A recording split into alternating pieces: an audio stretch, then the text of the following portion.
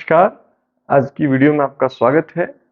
पिछली 2 वीडियो में मैंने आपको सुनफा और अनफा योग के बारे में बताया।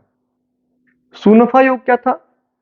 यदि चंद्रमा के दूसरे स्थान में यहां ये खाली नहीं है और यहां कोई ग्रह बैठा है, तो ये बनेगा सुनफा योग। यहां सूर्य को छोड़ देना है, सूर्य को काउंट नहीं करना है, सूर्य के अलावा कोई ग्रह यहां बैठा है तो सुनफा योग। और सूर्य के चंद्रमा के पीछे भी यदि कोई ग्रह बैठा हो यहां पर, तो ये बनेगा अनफा योग। लेकिन कभी कभी ये दोनों बन जाते हैं। अगर ये दोनों ही बन जाएं तो इसको बोलते हैं दुर्धरा योग। दुर्धरा माने चंद्रमा के दोनों तरफ ग्रह हैं, आगे भी और पीछे भी, दोनों स्थान खाली नहीं है। चंद्रमा कहीं भी बैठा है कुंडली में, मामला वो नहीं है, आपको केवल चंद्रमा देखना है। ये एक दूसरा तरीका भी रहता है इन सब योगों को देखने के लिए। ज्योतिष में आप कुंडली देखेंगे किसी की तो उसमें चंद्र कुंडली बनी होती है। चंद्र कुंडली मतलब चंद्रमा से सब विचार करने के लिए एक अलग से कुंडली बना ली जाती है, जिसमें चंद्रमा को प्रथम रख के बाकी सब ग्रहों को यथावत रख देते हैं जैसे वो कुंडली में थे। तो चंद्रमा से कुंडली को शुरू करते हैं, मतलब यहां लग्न की बजाय चंद्र राशि से कुंडली को शुरू करके तो लग्न में चंद्रमा आ जाएगा और बाकी सब ग्रह यथावत जैसे कुंडली में होंगे वैसे भावानुसार चले जाएंगे। तो अब ऐसी स्थिति में यदि चंद्रमा के दोनों तरफ ग्रह हों तो योग बनेगा दुर्धरा योग। अब ये दुर्धरा योग जो है, दुर्धरा योग में आपको एक तो हमने पहली कंडीशन को फिर से फॉलो करना है जो हमने सुनफा और अनफा में बात की थी, सूर्य को छोड़कर चंद्रमा के दूसरे भाव, चंद्रमा जहां भी बैठा है उससे एक आगे और एक पीछे, दोनों स्थान में सूर्य को छोड़कर अन्य कोई ग्रह नहीं होना चाहिए, अन्य कोई ग्रह होना चाहिए। और इसमें सूर्य को छोड़ देना है।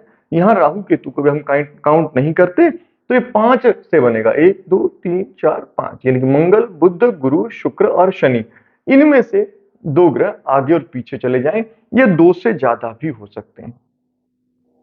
यही बात आपको सुनफा और अनफा में भी ध्यान रखनी है। जब सुनफा और अनफा योग की बात करते हैं तो वहां भी हमें यह चीज देखनी होती है कि कौन सा ग्रह बैठा है वैसा फल होगा। कभी कभी 2 या 2 से ज्यादा ग्रह हो सकते हैं। मान लीजिए एक ग्रह यहां बैठा है और यहां 2 ग्रह बैठ गए हैं, या 2 ग्रह यहां बैठ गए, 2 ग्रह यहां बैठ गए हैं, तो उनका मिश्रण देखना पड़ता है। इस प्रकार से अगर हम दुर्धरा योग की बात करें तो विद्वानों का मत है कि यह लगभग 180 प्रकार का हो सकता है। ग्रहों के अनुसार अलग अलग भावों में बन रहा है, अलग अलग ग्रह आगे और पीछे बैठ रहे हैं, फिर ग्रहों का सामंजस्य भी बिठाना है कि कौन सा ग्रह आगे है कौन सा ग्रह पीछे है। लेकिन दुर्धरा योग निश्चित रूप से बहुत ही शुभ फलप्रद होता है, क्योंकि जैसा कि आपने देखा कि सुनफा योग जब आगे बनता है तो उसके बहुत शुभ फल होते हैं। मैंने सुनफा योग में आपको एक एक ग्रह के बारे में बताया था, एक ग्रह आगे बैठा हो तो क्या होगा, लेकिन अगर 2 ग्रह बैठ जाए तो दोनों का मिश्रित फल हो जाएगा, तो यह और बेहतर हो सकता है अगर ये शत्रु ना हो तो स्थिति में। अब अगर पीछे की ओर 2 बैठ जाए तो अनफा योग में भी अगर एक ग्रह होगा तो अलग फल होगा, 2 ग्रह होगा तो मिश्रित होकर अलग फल हो जाएगा। लेकिन यहां हमें समझे कि यहां सुनफा योग को हमने अच्छा बताया, अनफा योग को हमने अच्छा बताया। जब दोनों एक साथ बन गए तो दुर्धरा हुआ, मतलब ये दोनों के गुण हैं इसके पास, तो ये द्विगुणित हो गया फल, यानी कि सुनफा भी है और अनफा भी है और दोनों के गुण मिल गए तो दुर्धरा बना, यानी कि दुर्धरा अधिक शुभ होगा। अब आप इसे कुछ इस तरह समझे कि एक व्यक्ति के पीछे भी एक सपोर्टर है और आगे भी एक सपोर्टर है।